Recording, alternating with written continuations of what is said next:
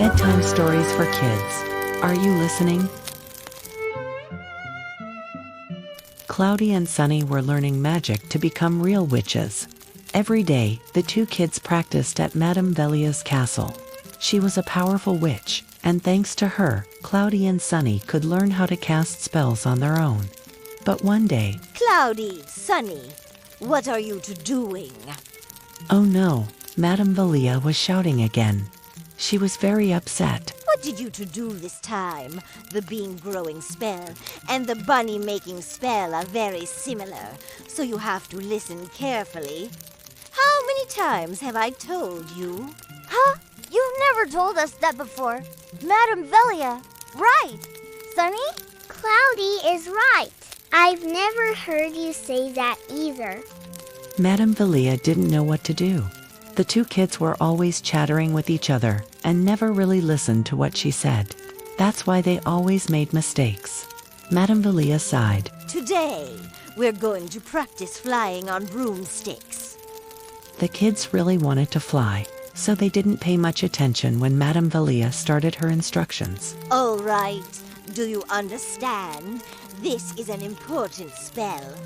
Now I'll show you how to fly. Watch closely. Oh broom, boo bobby bop. Fly up, bop bahi bop. Madame Velia's broom slowly lifted off the ground. I want to fly too. Let me try. Me too. Me too. All they could think about was flying through the air. But do you think they were really listening to Madame Velia? Okay, before you get on the broom, practice the spell 10 times first. Yes, Madame Velia. The two kids answered quickly. But instead of practicing, they jumped on their brooms and shouted. Oh broom, boo boo bob bob dop, fly up, bop bahi. What was next? Uh-oh, what's going on? Because they said the spell wrong, Cloudy and Sunny suddenly zoomed all the way up to the top of a high mountain. What do we do now, Cloudy? I'm scared. Sunny. Whoosha, a cold wind blew straight at them. Then a big bird with a sharp beak flew past. Suddenly, someone was flying toward them from far away. Cloudy, Sunny, where are you? We're here. We're up here. Madame Velia, we are up here. Are you two all right? Yes, we're okay. But we were so scared. Thank goodness you're safe, said Madame Velia, hugging them tightly. The two little witches didn't want something scary like that to ever happen again. From that day on, they changed. When Madame Velia gave instructions, Cloudy and Sunny sat quietly and listened very carefully. And after many days of practice, they became real witches at last.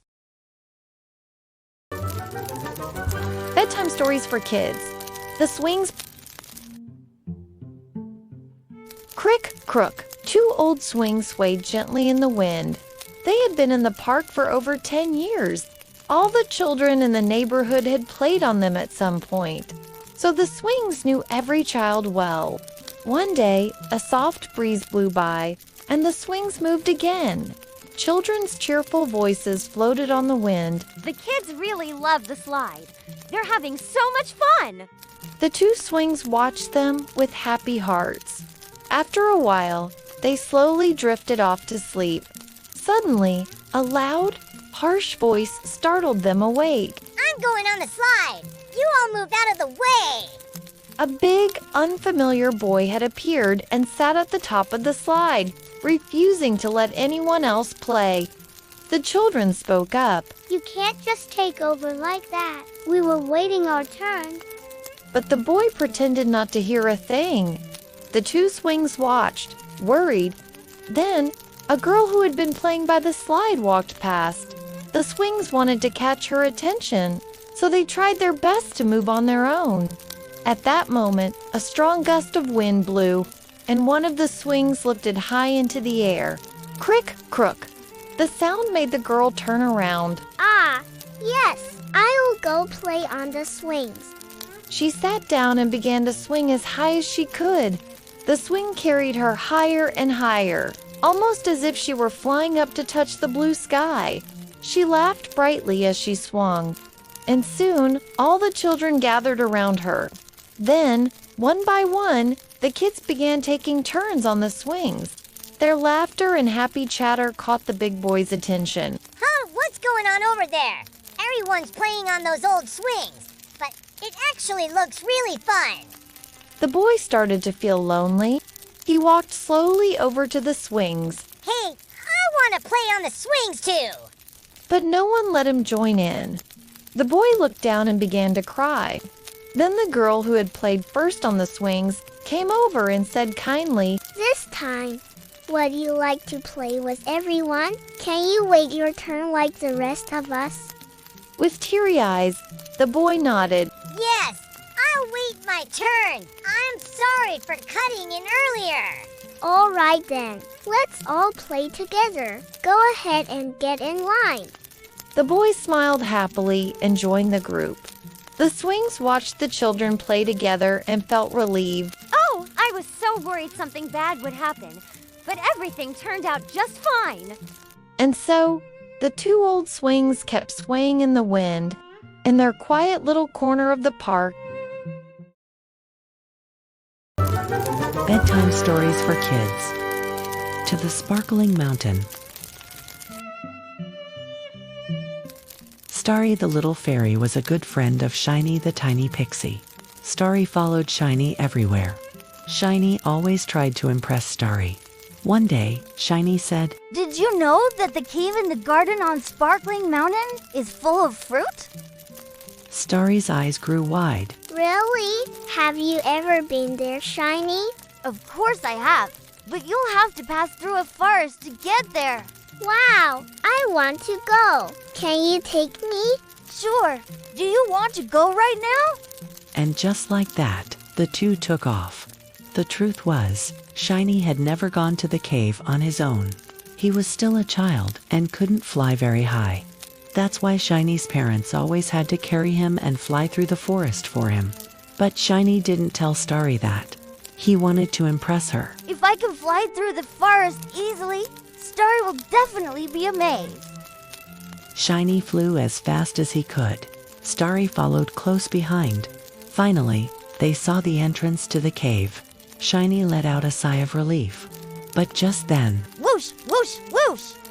Shiny got tangled in a vine and fell straight to the ground. Ouch! Starry flew down beside him. Are you okay, Shiny? I'm fine. That vine shouldn't have been there. I think so too. But anyway, I think you flew really well. You looked amazing. Starry smiled brightly, and Shiny felt a little better. All right, let's keep going.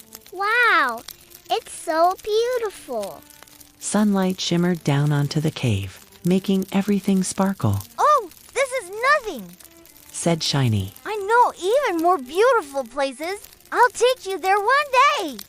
Shiny didn't actually know any special places, but Starry looked so happy that he couldn't help but said it. Really? Yay! Yup, let's go inside. What happened? The last time Shiny was here, the cave had been full of fruit, but now only a few wilted fruits remained. It looked like others had already come and taken most of them. Shiny picked some up. This one's shriveled, and so is this one. Shiny had wanted Starry to think he was amazing. He had wanted her to be impressed. He also wanted to bring her lots of delicious fruit. Now he felt disappointed, like he might cry. Starry looked at her sad friend and said kindly, Shiny, thank you for bringing me here. This place is really beautiful. It feels like paradise. There's no fruit today, but we can come back another time. Shiny looked at Starry. Her eyes sparkled with joy. Seeing her smile made him feel better too. You're right. Next time, there will be lots of fruit for us to bring home. Shiny was so happy. He got to bring Starry to Sparkling Mountain. Bedtime stories for kids. Don't laugh at others. The ball, the box, and the pencil were three cheerful best friends. Today, they were going to the park to play together. Look, the slide! slide! Let's go slide! What is this? The ball frowned. The pencil went first. Here I go! Wow! The pencil is amazing at this! The box clapped cheerfully, but the ball still didn't smile. Next, it was the box's turn. Watch me! Wait! The box slid down just fine too. The ball! It's your turn! No! I don't want to slide! Why not? It's fun! Come on, try it! The pencil and the box gently pushed the ball toward the slide, even though he didn't want to go. The ball began rolling and rolling down the slide, but even after the slide ended, he kept rolling. Bam! She hit the wall and finally stopped. The pencil and the box burst out laughing. The ball felt dizzy and sad. She didn't like that her friends were laughing at her. I'm going home! The ball rolled away. Huh! Why did the ball leave all of a sudden? Hey, never mind. Let's keep playing. We'll go over there. The climbing bars. I'm really good at this. The pencil ran to the play structure. Now, the box didn't look so sure. The pencil quickly climbed to the top and swung happily from bar to bar. Box, come up here! The box hesitated and slowly climbed up. 1, 2, 1. Oh no! The box got stuck between two bars and couldn't move. What should I do? I'm stuck! The pencil looked down and laughed. How clumsy can you be, Box? Why are you laughing? Pencil, you should help me instead. I don't like you anymore. Pop! With a burst of effort, the box freed himself. See, you did it, Box! But the box was still upset and walked away. Why are both of my friends leaving me? The pencil wondered. The next day, the pencil came back to the park. But this time, he was all alone. I want to play with the ball and the box. He started kicking a ball against the wall. Thump, thump. Playing alone isn't fun at all. Without thinking, the pencil kicked the can really hard. It hit the wall and bounced back fast. Ouch! The pencil's sharp point had braked the can. Are you okay, Pencil? Did the can break? The ball and the box were suddenly standing behind him. Ball, box, I am. The pencil blushed with embarrassment. The ball smiled. Let's play together again, okay? We don't need the can. There are lots of other fun games we can play. Yeah. How about we play tag? The ball, the box, and the pencil all thought the same thing. We shouldn't laugh when someone makes a mistake. Playing together is so much more fun. Bedtime stories for kids. Always by your side.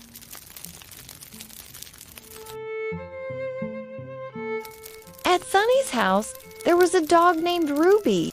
Ruby had been with Sunny's family since she was just 2 months old, even before Sunny was born. When Sunny was a newborn baby, Ruby always lay next to her. They would sleep together every night. Sunny often tossed and turned in her sleep, sometimes even kicking Ruby. But Ruby never got upset. When Sunny learned how to sit, Ruby would often bring her toys. Each time, Sunny would pat Ruby on the head. Sometimes, Ruby would carry off Sunny's dad's shoes, and maybe he wasn't too happy about that. When Sunny started to walk, Ruby always walked beside her. Even though Ruby loved to run, she would walk slowly next to Sunny as she toddled along. Sunny liked to stop and look at flowers or bugs, and Ruby would patiently stop and wait with her.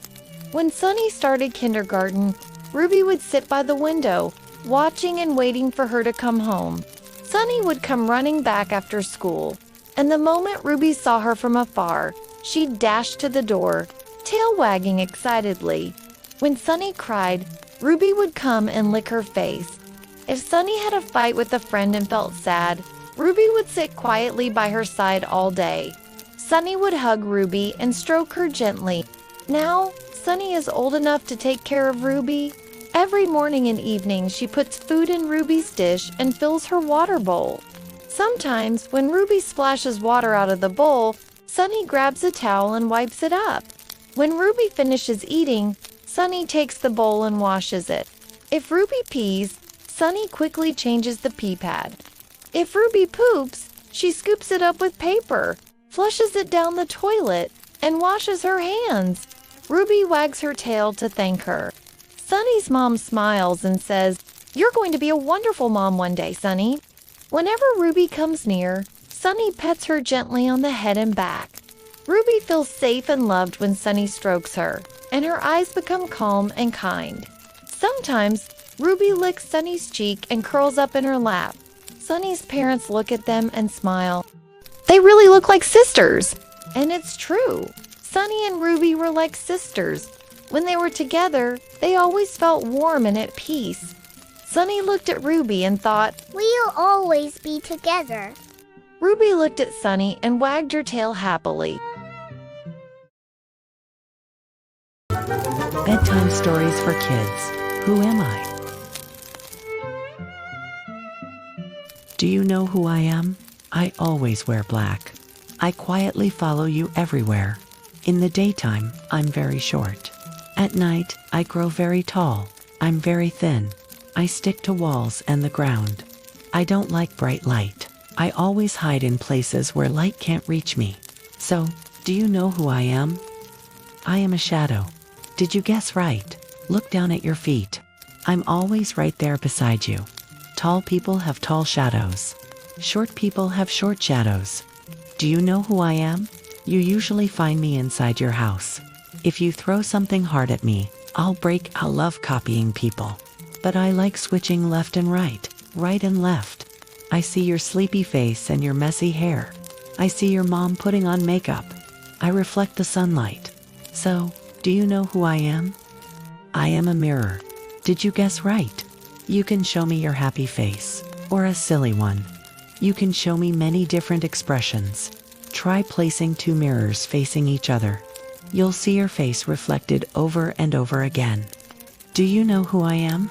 You can find me a lot in the bathroom and the kitchen. I'm clear, and I can go many places. Sometimes I float in the sky, and sometimes I fall from above. You can also find me in the ocean. Sometimes I'm cold, and sometimes I'm hot. I help you when you're thirsty. So, do you know who I am? I'm water. Did you guess right? There's a lot of water inside your body too. You can bathe and wash clothes with me. Do you know who we are? We live far, far away. We sparkle and shine. Most of us are white, but some are red or blue. You can see us at night. When we shoot across the sky, people make wishes. We're waiting for the day when you'll come visit us in a spaceship. So, do you know who we are? We are stars. We're very, very far away.